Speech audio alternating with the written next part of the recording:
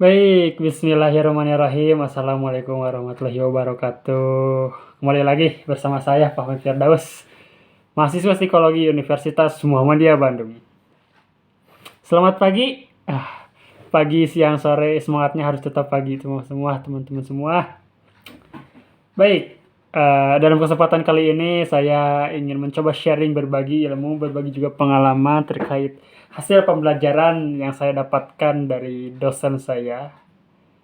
Tentunya di ruang masih di dunia maya, karena dengan keadaan seperti sekarang sulit rasanya kita untuk bertemu langsung dengan dosen kita sebagai guru kita untuk menimba ilmu. Namun eh, apa dalam pembelajaran kali ini dan pelajaran secara online kali ini juga tidak menghilangkan esensi dalam pembelajaran. Jadi singkatnya, pada kali ini saya ingin berbagi kisah, berbagi pengalaman terkait hasil yang diajarkan dalam metode riset oleh dosen saya, oleh Miss Irianti. Salam Miss Irianti, salam hormat.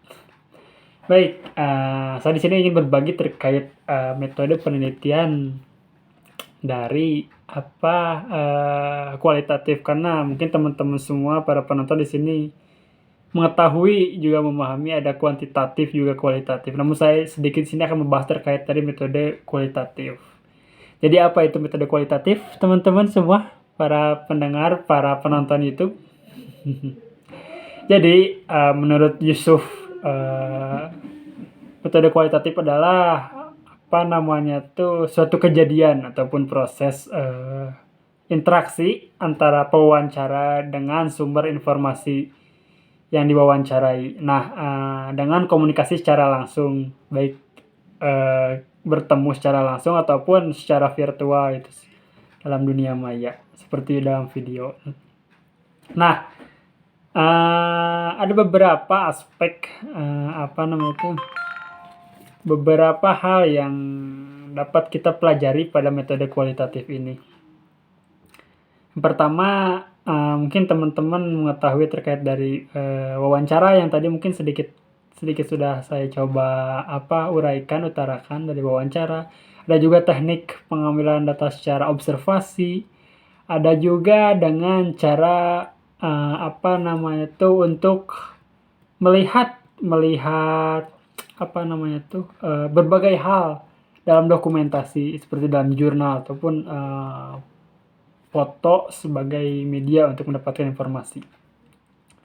Baik, dalam metode riset kali ini, dalam wawancara, saya ingin mencoba mengulas sedikit terkait dari yang pertama tadi wawancara. Jadi, metode wawancara merupakan proses memperoleh keterangan untuk tujuan penelitian dengan cara tanya jawab sambil bertatap muka antara si pewawancara dan orang yang diwawancarai.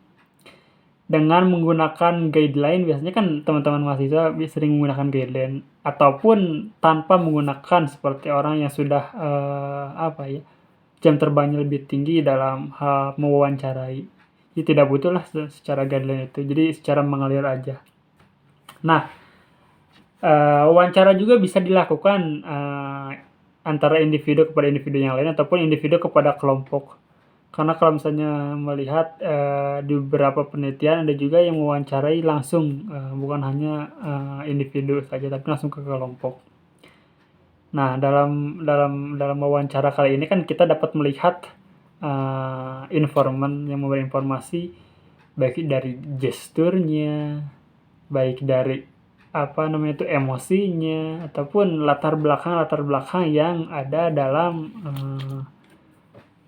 informan tersebut. Ya, perasaan juga yang kita gali. Nah, dengan melakukan interview ataupun wawancara, peneliti dapat memperoleh data yang lebih banyak sehingga peneliti dapat memahami budaya melalui bahasa, ekspresi, dan dapat melakukan klarifikasi secara langsung kepada orang yang diwawancarai tersebut terhadap hal-hal yang tidak kita ketahui sebagai orang yang mewawancarai. Nah, itu untuk wawancara. Adapun dengan poin yang kedua adalah observasi. Nah, biasanya ini sering disatu paketkan dengan wawancara. Karena dalam observasi, kita dapat melihat, aspek-aspek apa saja yang muncul atau aspek-aspek, apa saja yang, apa namanya itu, yang diharapkan muncul dari si informan tersebut. Ini merupakan salah satu teknik pengumpulan data yang, apa, erat ataupun lazim, berada pada metode kualitatif. Nah, observasi, merupakan bagian dalam pengumpulan data yang berarti mengumpulkan data secara langsung dari lapangan. Teknik observasi juga digunakan untuk mengetahui, ataupun menyelidiki tingkah laku, secara nonverbal yang tadi, yang, makanya kenapa erat kaitan antara wawancara dan observasi. Dari gestur lah, dari mimik wajah, dari intonasi nada suaranya seperti apa. Karena kan banyak hal-hal yang melatar belakangi kenapa, informan, ataupun orang yang diwawancarai melakukan hal yang demikian. Apa saja yang muncul dicatat, apa saja yang diharapkan muncul. Nah, itu untuk apa, metode observasi. Lalu poin yang ketiga, pembahasan yang ketiga ada, dokumentasi. Jadi dokumentasi kali ini adalah, terlepas dari wawancara juga observasi, suatu informasi dapat diperoleh, lewat fakta yang tersimpan. Biasanya, yang metode dokumentasi ini melihat, kejadian-kejadian atau hal-hal yang ingin diungkapkan pada, masa-masa sebelumnya, masa-masa yang, sudah terlewati. Nah, dalam berupa dokumen seperti ini biasanya dipakai untuk menggali informasi yang terjadi masa silam. Peneliti perlu memikirkan kepekaan teoretik untuk memaknai semua dokumen tersebut sehingga tidak sekedar barang yang tidak bermakna. Aduh, mohon maaf. Jadi, sebelum melihat terkait, dokumentasi baik dari jurnal, foto ataupun surat yang lainnya, kita sudah menyiapkan terlebih dahulu hal-hal yang bersifat teoritis guna untuk mengaitkan antara dokumentasi tersebut dengan, beberapa unsur teori. Nah, metode dokumentasi adalah metode pengumpulan data yang digunakan untuk menelusuri data historis, dokumen tentang orang ataupun kelompok, ataupun peristiwa, kejadian-kejadian dalam situasi sosial yang sangat berguna dalam penelitian kualitatif nantinya. Jadi, sangat membantu itu. Teknik, atau apa namanya itu, studi dokumentasi adalah cara pengumpulan data melalui peninggalan arsip-arsip, baik dari buku, teori gitu, ataupun hukum-hukum yang sudah ditetapkan sebelumnya. Nah, itu untuk beberapa poin tadi terkait, wawancara yang pertama, yang kedua observasi, yang ketiga adalah, dokumentasi. Nah, itu sedikit banyaknya untuk, metode kualitatif. Semoga dapat dipahami teman-teman. Lalu setelah kita memahami 3 poin, tersebut, apa yang harus dilakukan oleh peneliti? Itu adalah poin, yang harus dicatat, apa yang harus kita lakukan sebagai peneliti. Langkah yang pertama tentunya mempersiapkan. Mempersiapkan karena jika teman-teman ingin melakukan suatu penelitian, tentu biasanya akan muncul suatu ide, terkait apa yang ingin diteliti.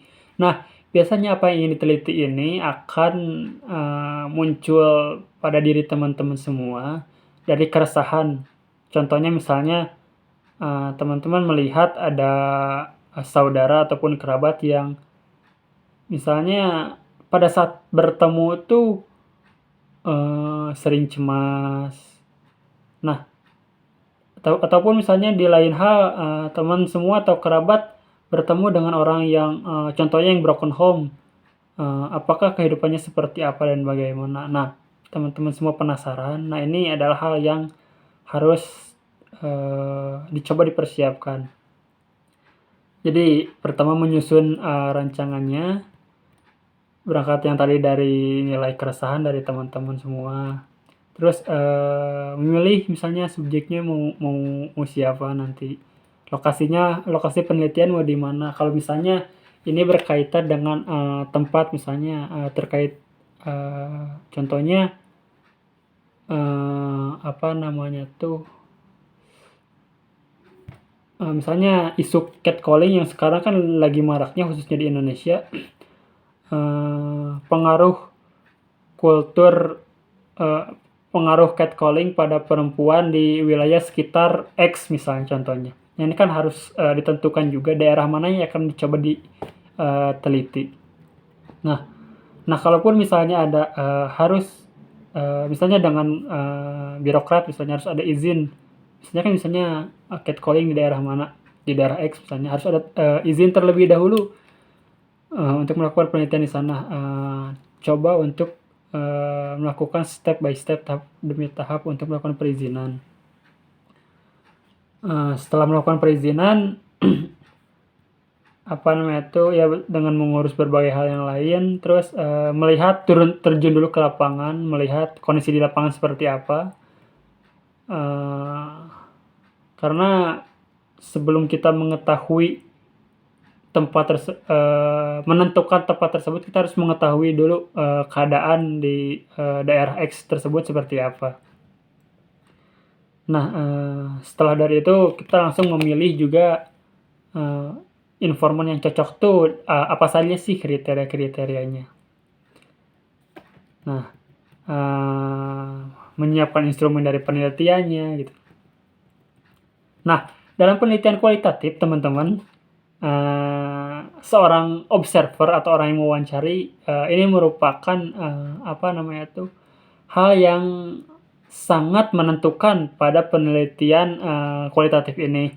Karena mengapa? Baik buruknya atau valid tidak validnya apa namanya tuh penelitian tersebut kualitatif ini ditentukan bagaimana observer memilih orang yang tepat untuk menggali informasi, bagaimana melakukan probing misalnya mendapatkan informan si A digali, tetapi keinginan dari teman-teman tujuan dari penelitian itu tidak muncul. Maka apa yang harus dilakukan? Apakah mengganti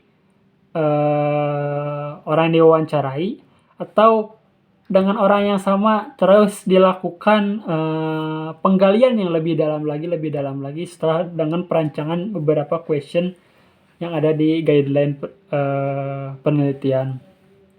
Nah, demikian untuk persiapan itu harus dipikirkan matang-matang oleh teman-teman semua. Nah, selanjutnya apa namanya tuh pada saat pengambilan data kita terjun langsung ke lapangan, kita harus memahami latar penelitian itu seperti apa. Terus apa namanya tuh mencoba berinteraksi juga mengamati keadaan sekitar dengan keadaan terbuka ataupun tertutup. Jadi mengamati itu di depan ataupun di belakang orang lain. Jadi penampilan juga teman-teman harus diperhatikan. Misalnya teman-teman ingin mewawancari orang yang berada di jalanan, tidak akan mungkin menggunakan pakaian yang begitu terlalu formal, ataupun sebaliknya ketika teman-teman ingin mewawancarai orang yang berada di unsur pemerintahan misalnya contohnya, ataupun seorang guru contoh kecilnya, tidak akan mungkin teman-teman melakukan menggunakan pakaian yang semrawut sembarangan, kan tidak akan mendukung. Jadi disesuaikan antara pakaian yang akan dikenakan nantinya. Terus waktunya berapa lama dalam melakukan penelitian kali ini, batasan waktunya, terus apa namanya tuh dalam lapangan nanti orang yang melakukan observasi dituntut untuk aktif dalam pengumpulan data-data. Nah, selanjutnya setelah teman-teman mendapatkan data di lapangan, masuk ke bagaimana caranya mengolah data. Kan kalau misalnya di kuantitatif lebih simpel, data yang teman-teman punya dimasukkan ke SPSS, punya datanya. Namun kan di kualitatif berbeda. Karena analisis terhadap data yang didapatkan harus diinterpretasi nantinya dalam data yang di lapangan. Juga nanti kan pasti bakal ada pembahasan, kesimpulan. Nah, setelah misalnya teman-teman mendapatkan dianalisis, valid tidaknya dibalikan lagi ke teman-teman kepada tujuan dengan guideline yang sudah ditentukan. Kalaupun misalnya belum valid nih, teman-teman mencoba lagi tadi terkait cari informan yang baru. Nah, dalam pembahasan misalnya kalau misalnya valid, teman-teman coba mengaitkan dengan karena ini ada tiga pembagian antara sebelum dilakukan penelitian dengan unsur-unsur teoritis, yang kedua pada saat di lapangan setelah mendapatkan informasi, juga pada terakhir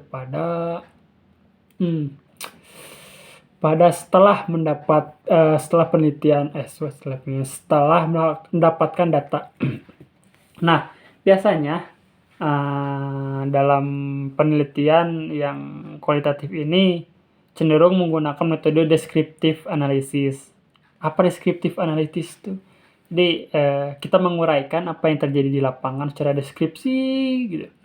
Nah, kita terus mencoba menganalisis, dalam artian analisis yang bukan asumsi, tapi lebih mengaitkan hubungan yang terjadi di lapangan, juga disesuaikan dengan landasan teori itu pun kerangka berpikir teman-teman. Nah, analisis yang pertama yang sebelum di lapangan dilakukan terhadap data hasil studi pendahuluan atau data sekunder yang digunakan peneliti untuk menentukan fokus penelitian. Jadi ini masih data yang sementara, masih mentah itu. Jadi nanti bakal dikerucutkan lagi. Selanjutnya, dalam penyusunan proposal, peneliti menentukan fokus penelitian untuk mencari tahu sumber termasuk karakteristiknya yang tadi yang sebelumnya sudah dibahas. Nah, terus yang analisis data selama di lapangan. Nah, analisis data selama di lapangan itu kan pada saat teman-teman semua mengambil data dari responden, dari seorang informan gitu. Ya, yang terakhir analisis data selesai di lapangan. Jadi setelah selesai, yang tadi deskriptif analisis dicoba disesuaikan dengan landasan teori. Nah, ini ada beberapa subbagian pada analisis yang seperti analisis terakhir ini yang setelah di lapangan. Pertama ada analisis domain. Jadi analisis domain itu merupakan gambaran umum, masih gambaran kasar, gambaran umum dari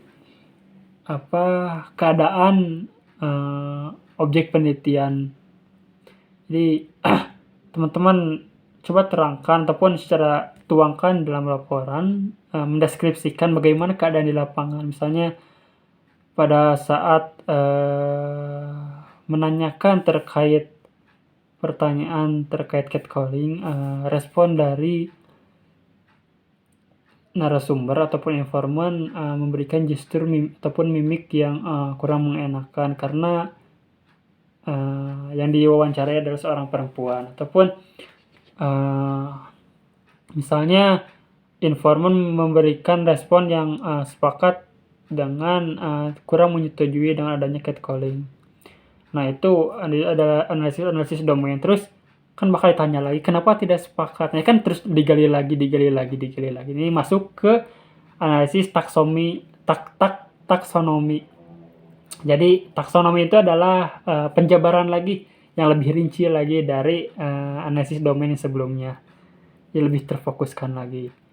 Sudah difokuskan lagi, terus ada analisis komponensial. Analisis komponensial itu adalah sesuai dengan mencari spesifik pada setiap detail struktur internal. Jadi dengan lebih rinci lagi, terus coba dikaitkan dengan pertama tadi dengan landasan teori lah, ataupun dengan latar belakang kenapa penelitian ini ingin menjadi concern dari teman-teman. Selanjutnya adalah analisis tema kultural. Jadi hubungan yang sebelumnya keterkaitan seperti apa itu yang didapatkan. Nah, dalam analisis domain yang merupakan gambaran umum, biasanya kan ini cenderung untuk masih bisa dikerucutkan.